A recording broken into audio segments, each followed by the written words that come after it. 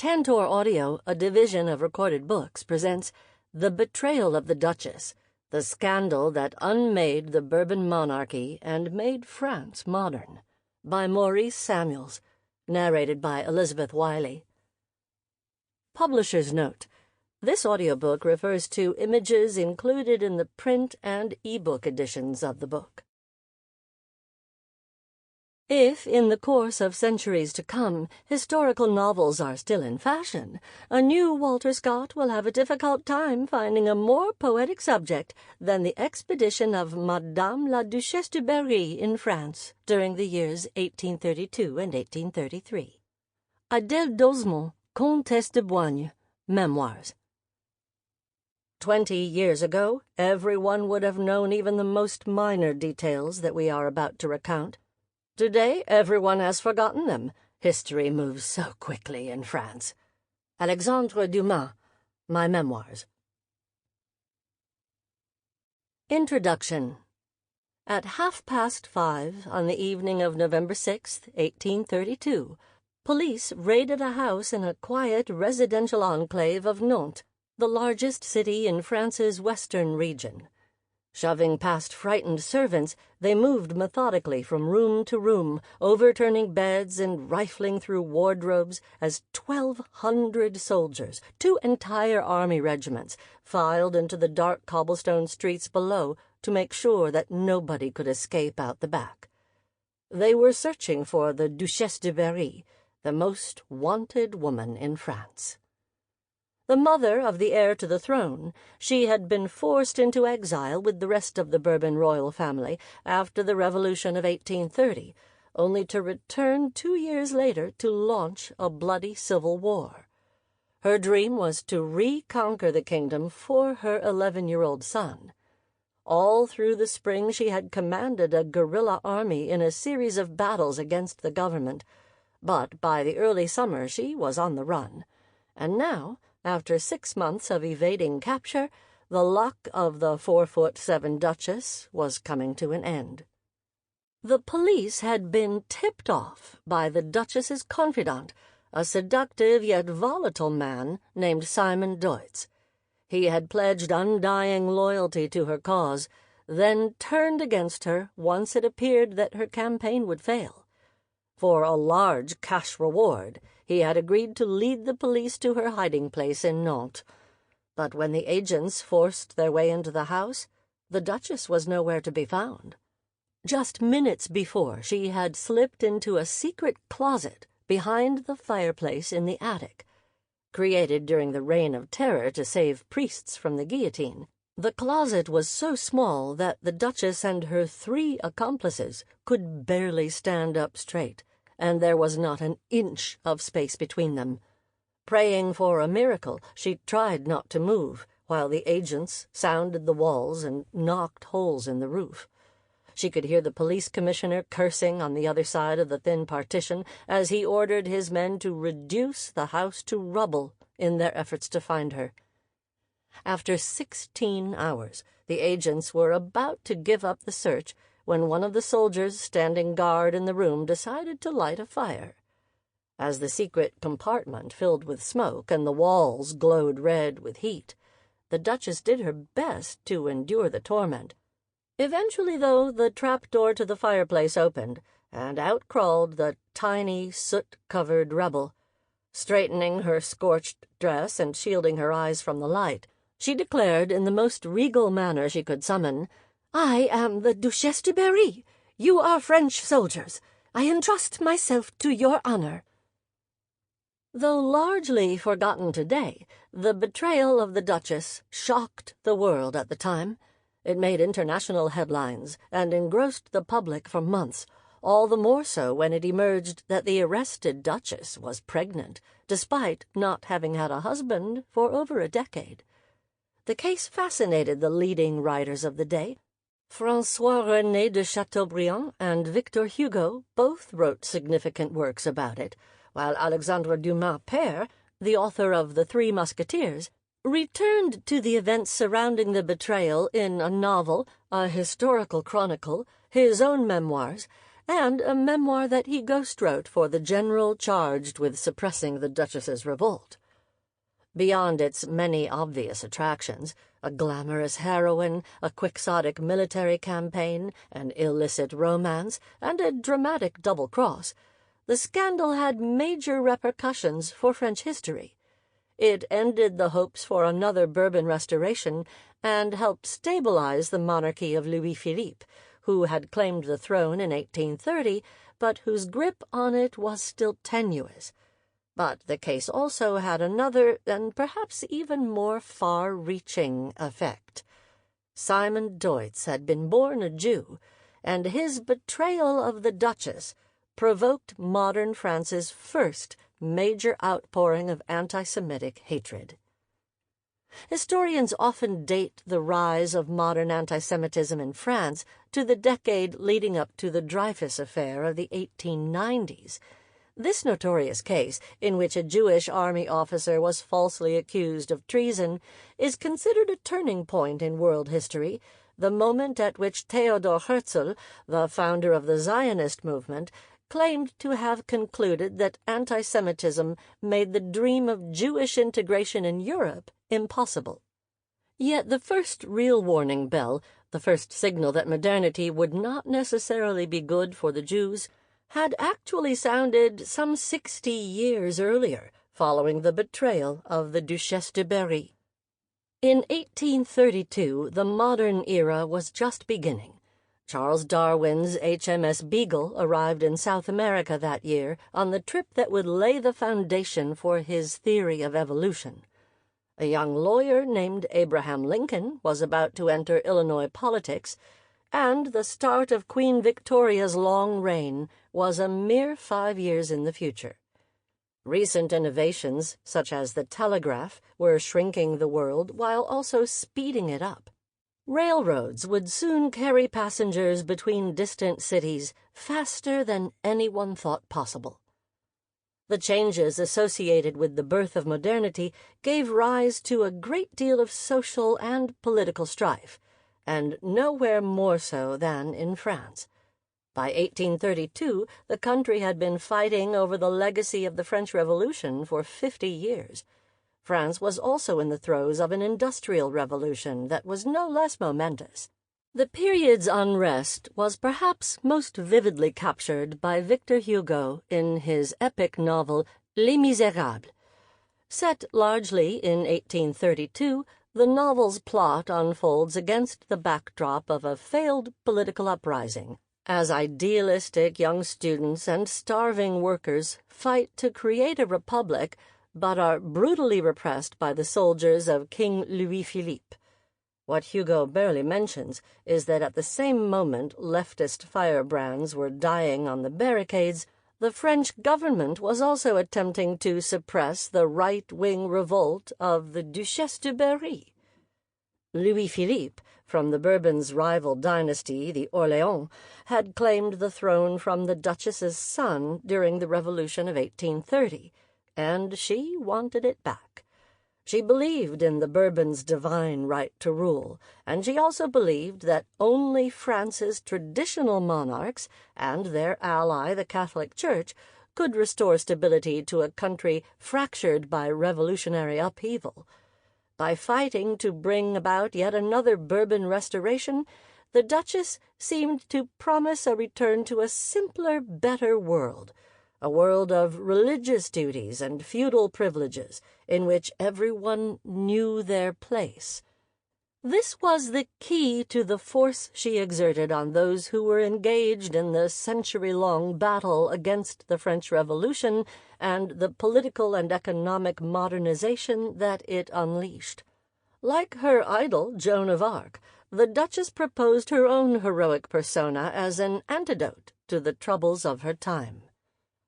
Her betrayal by Simon Deutz turned her into a martyr instead. In the aftermath of her arrest, a legend took shape among the Duchess's supporters in which the betrayal became a symbol for the evils that had been ushered in by the French Revolution. This legend was powerful because it told a simple story.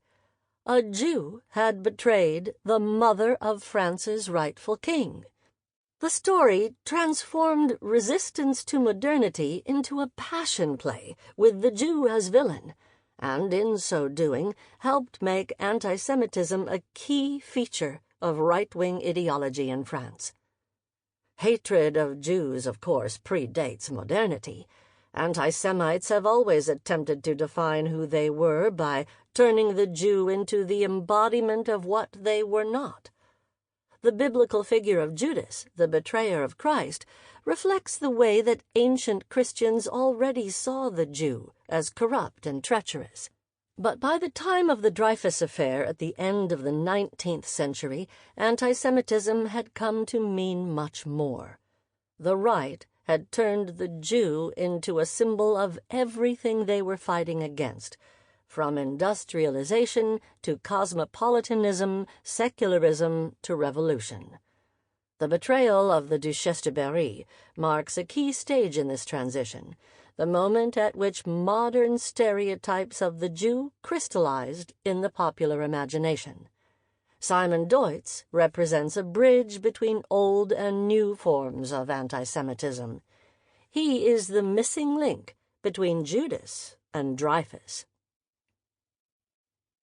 This book is rooted in history, anchored in a specific time and place, but it also has contemporary relevance.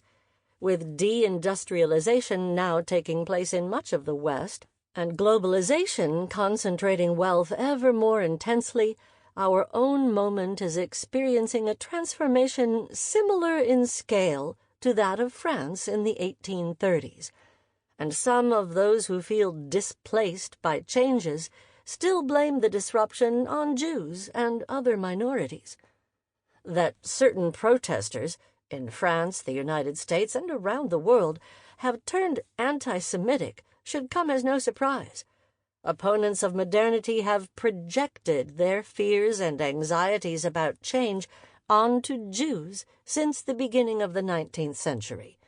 Nor should the anti-Semitism of radical Islamist movements startle us. They too are at war with modernity, much like the conservative Catholics in the Duchess's time. The specifics have changed, but many of the fundamental features that govern how anti-Semitic hatred operates have not. People still tell stories about Jewish treachery. They still consume paranoid plots to assuage their fears and explain their failures. The discourse of modern anti-Semitism still performs much the same function for reactionaries and populists today as it did in the 1830s. Resurrecting the forgotten story of Simon Deutz's betrayal of the Duchesse de Berry sheds light on this discourse by revealing how it first took shape. But why does it need resurrecting? If it had such a profound effect on the formation of right-wing ideology and on the development of anti-Semitism, why has the betrayal of the Duchess faded from memory? Historians have perhaps been reluctant to examine the betrayal in recent years because of its unsettling nature. Unlike Dreyfus, who was a model victim, or at least a blameless one, Deutz was actually guilty of betrayal. Even more disturbingly, the Duchess's uncommon heroism and alluring wit risk eliciting sympathy for her reactionary politics. The story lacks the clear moral guideposts that make the Dreyfus affair such a satisfying tale of justice triumphing over prejudice. It offers no j'accuse moment, no cause for righteous indignation. But this moral ambiguity should not deter us from studying the case. On the contrary, the betrayal of the Duchess merits attention precisely because of its ambiguity. It is in the gray areas, the shadows, that history has the most to teach us. Part 1. The Duchess. Chapter 1. The Volcano's Edge. Naples curls invitingly around its bay, the ochre buildings of the city glittering gold against the deep blue of the water. The culmination of the Grand Tour in the 18th century, this capital of southern Italy lured visitors from colder climes with a mix of sunshine, lush natural beauty, antiquarian curiosity, and more than a hint of danger. The threat came not just from the Lazzaroni, the rough urban street dwellers thought to lie in wait for unsuspecting tourists, but also from Mount Vesuvius, the giant volcano towering 1,000 feet above the city and visible from every point in the dense metropolis, the streets of which were paved with its hardened lava. Vede Napoli e poi mori, see Naples and die, proclaimed the proverb that visitors interpreted literally as they watched white smoke puff from the volcano's giant crater. The volcano was particularly active in the late 18th century, when seismic pressures of a political nature were also building. Maria Carolina Luisa di Borbone, the future Duchesse de Berry, was born at the royal palace of Caserta, just north of Naples, on November 5, 1798.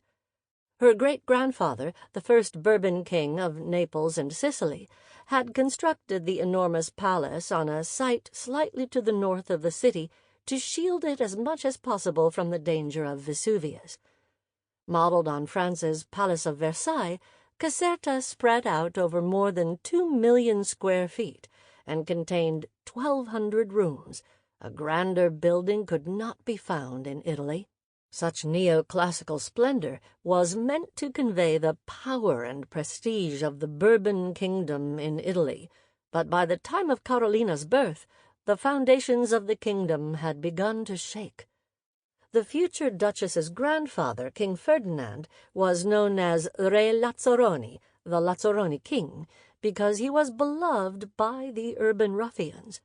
Interested only in hunting and fishing, he left the running of the government to his wife, Maria Carolina of Habsburg, a determined woman who, despite her various public responsibilities, bore him no fewer than 18 children over the course of their long marriage.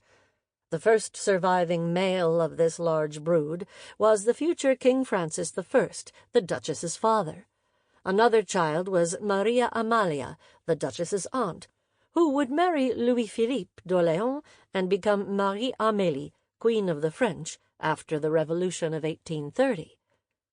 By the time of the future Duchess's birth in 1798, all European monarchies were feeling the aftershocks of the French Revolution as its leading general, Napoleon Bonaparte, spread revolutionary fervor to the lands he conquered. And nowhere was royalist fear more palpable than in the kingdom of Naples, where the Queen had lost her sister, Marie Antoinette, to the guillotine in France, and where the monarch's absolutist policies had ignited a liberal opposition.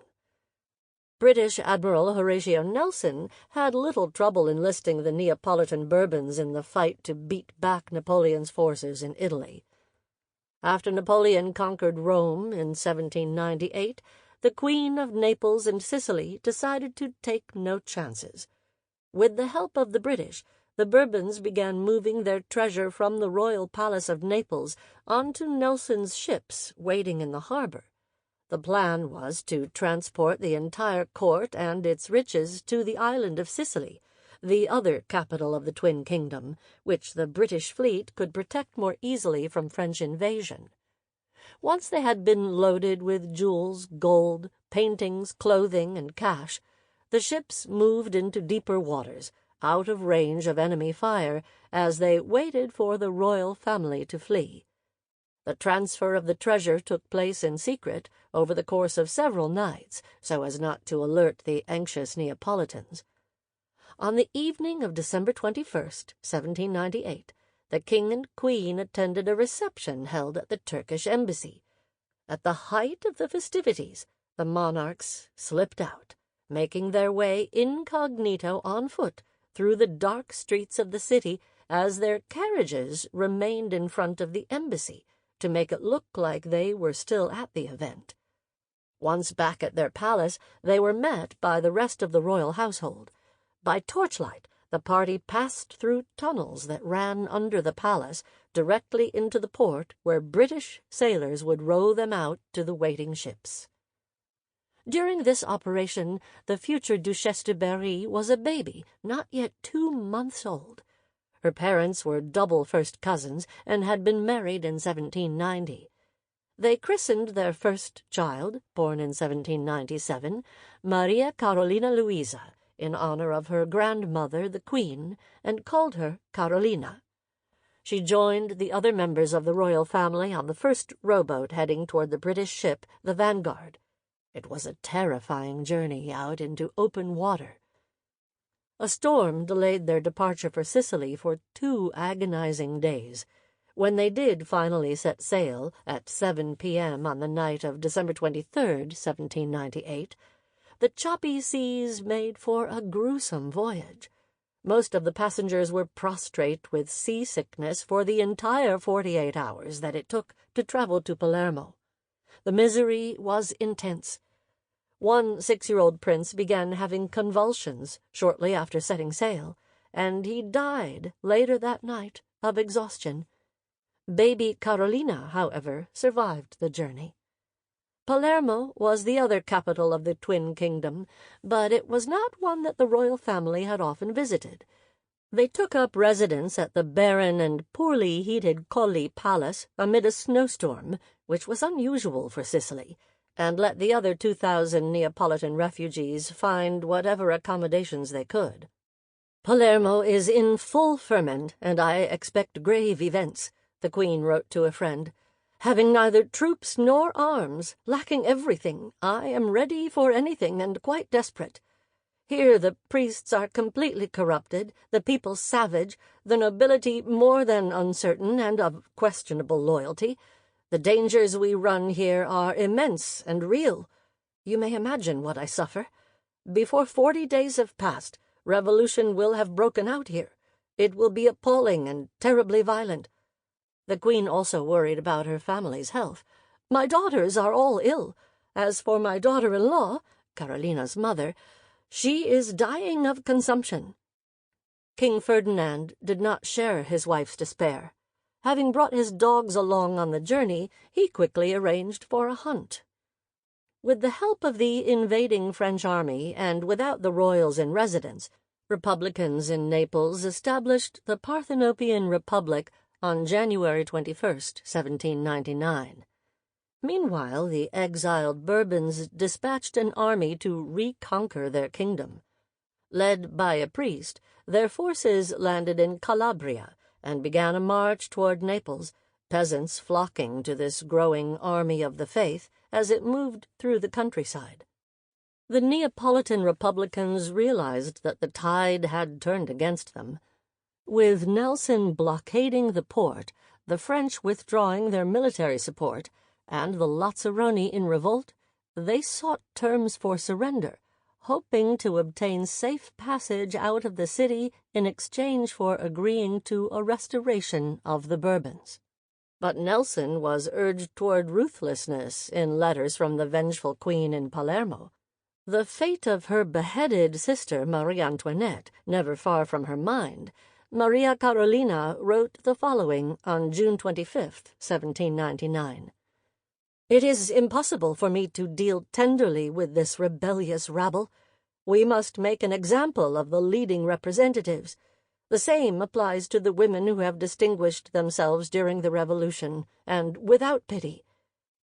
Nelson arrested over 800 of the city's Republicans, executed hundreds without a trial, and hanged one of their leaders from the yardarm of his ship, refusing him confession and leaving his body to dangle in the wind. The British admiral received a hero's welcome in Palermo from the king and queen. The future Duchesse de Berry's first months were thus spent in an atmosphere of counter-revolutionary fervor.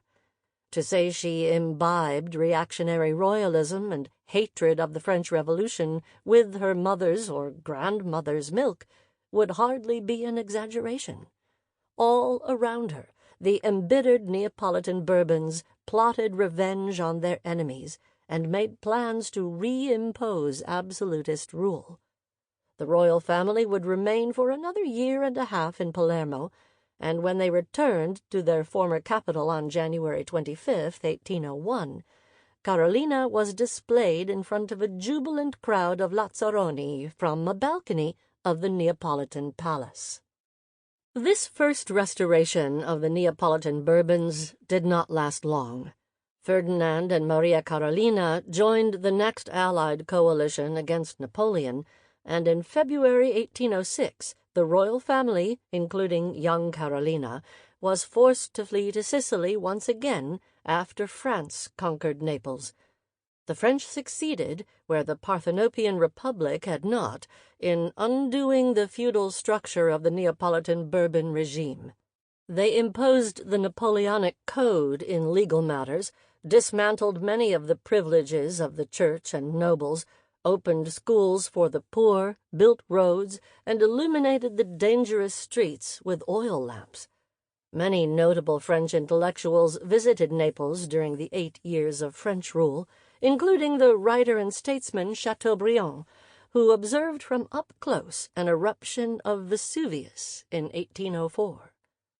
Carolina, meanwhile, grew up in Sicily, surrounded by furious royalists waiting for Napoleon's downfall in order to retake their kingdom.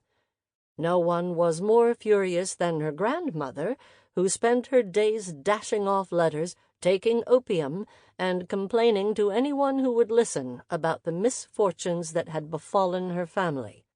Otherwise occupied, the Queen did not pay much attention to the education of her precociously bright granddaughter, nor, unfortunately, did her parents. Carolina's mother had died of tuberculosis in 1801, and the little girl's father and new stepmother, a Bourbon infanta from Spain, devoted their attention to their rapidly expanding brood. Carolina was raised largely by her governess, the Comtesse de la Tour-en-Voivre, a French aristocrat whose husband was an admiral in the service of the King of Naples. A cultivated woman, the Countess tried, without much success, to impart the rudiments of French, Italian, and Spanish, as well as a bit of history, geography, and literature to the willful girl. The unusual circumstances in which Carolina grew up meant that the future Duchess enjoyed far more liberty than was usually accorded to royal princesses. As a young woman, Carolina was not a conventional beauty, but most people who met her found her attractive. She was what the French call a jolie laide. Small of stature, she was extremely nearsighted, and used an opera glass whenever she needed to see something at a distance. Her eyes protruded, her left eye wandered, and her reddish-pink lids were often inflamed. Her teeth were uneven, and she possessed the pendulous lower lip that ran in the Habsburg family. However, what was most notable about her was her coloring. She would later tell her doctor that until the age of 23 she was so blonde as to seem almost albino. Her light hair and translucent skin made her a special object of curiosity for the Sicilians. A very pale girl growing up in a land of very hot sun, Carolina was out of place in Sicily, but she spoke the local dialect fluently. The island of Sicily lies just off the toe of Italy's boot, like a giant rock kicked almost to the coast of Africa. It has always been a crossroads of cultures, a place where north meets south and east meets west. Early 19th century guidebooks described Sicily as a land of poverty and superstition, of burning streets, ornate fountains, and cool, dark churches smelling of must and incense. The Sicilians are known for being extremely jealous and vindictive, warned one French guidebook from the period, which recalled the time in 1282 when church bells announcing the start of Vesper services gave the signal for people all over Sicily to slit the throats of their French overlords. In addition to mastering the dialect, Carolina would grow up to be hot-tempered and bold, given to making split-second decisions and trusting her instincts. She was deeply loyal to those she trusted, and vengeful to those who crossed her. Most of all, she nursed a hatred for the forces of revolution that had thrust her and her family from their home in Naples. Fuming at the loss of her power and the inefficacy of her husband, Carolina's grandmother decided to return to her native Vienna. Soon after, war broke out again between the Sample complete. Ready to continue?